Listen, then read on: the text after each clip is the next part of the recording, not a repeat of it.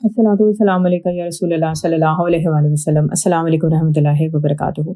Video number 77 میں آپ نے یہ سنا تھا کہ کس طرح حضور صلی اللہ علیہ وسلم مہاجرین اور انصار کو ایک دوسرے کا بھائی بناتے ہیں۔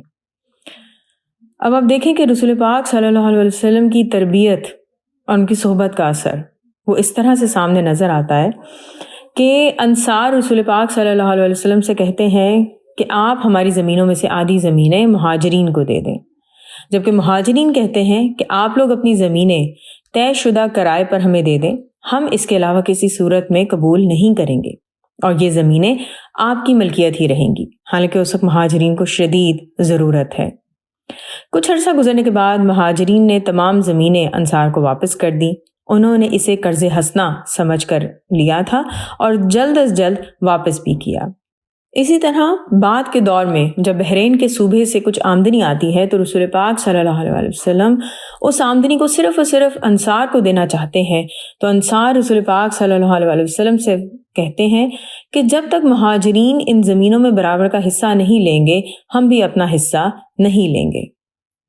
مہاجرین اور انصار کو ایک دوسرے کا بھائی بنانے کا کام رسول پاک صلی اللہ علیہ وسلم نے ہجرت کے بعد ابتدائی دنوں میں کیا تھا، اور یہ کام فتح مکہ یعنی 8 ہجری تک جاری رہا تھا۔ اس بھائی چارے کا اعلان انس بن مالک کے گھر پر کیا گیا تھا، اور کچھ تاریخ دانوں کے مطابق یہ اعلان مسجد نبی صلی اللہ علیہ وسلم میں کیا گیا تھا۔ ایسے انصاری کہ جن کے پاس ایک سے زیادہ مکان تھے، انہوں نے اپنے ذاتی استعمال میں ہونے والے مکان کے علاوہ باقی تمام مکان مہاجرین میں بانٹ دیے۔ مہاجرین نے بہت جلدی ان زمینوں پر جو انصار نے انہیں دیں، یا ایسی زمینیں جو کسی کی ملکیت نہیں تھیں، اپنے گھر بنا لیے۔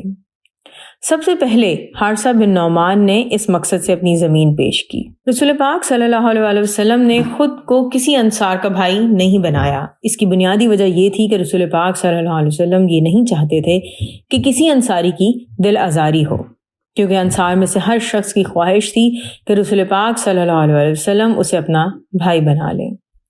تمام مہاجروں کو کسی نہ کسی انصاری کا بھائی بنایا گیا۔ علی ابن ابی طالب رضی اللہ عنہ روتے ہوئے رسول پاک صلی اللہ علیہ وسلم کے پاس آئے اور انہیں کہنے لگے کہ انہیں کسی انصاری کا بھائی نہیں بنایا گیا۔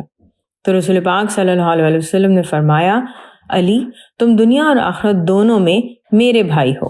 اب آپ یہ دیکھیں کہ یہ کتنا خوبصورت بھائی چارہ ہے کہ جہاں پر انصار اپنے استعمال کی چیزیں یا اپنی پسند کی چیزیں مہاجرین سے شیئر کرتے ہیں، جبکہ آج کل کے زمانے میں ہم نے کسی کو تحفہ بھی دینا ہوتا ہے تو ہم اس کو وہ چیز دیتے ہیں جو ہمیں شدید ناپسند ہوتی ہے۔ جبکہ اگر ہم حدیث شریف کو دیکھیں تو بخاری شریف میں آتا ہے، حضور صلی اللہ علیہ وسلم نے فرمایا، تم میں سے کوئی شخص ایماندار نہ ہوگا جب تک اپنے بھائی کے لیے وہ نہ چاہے جو وہ خود اپنے لیے چاہتا ہے۔ اللہ تعالی ہم سب کو توفیق عطا کریں کہ ہم حضور صلی اللہ علیہ وسلم کی تعلیمات پر بخوبی عمل کر سکیں اور دوسرے لوگوں کے لیے مثال قائم کر سکیں۔ الصلاۃ والسلام علیکم یا رسول اللہ صلی اللہ علیہ وآلہ وسلم۔ السلام علیکم رحمۃ اللہ وبرکاتہ۔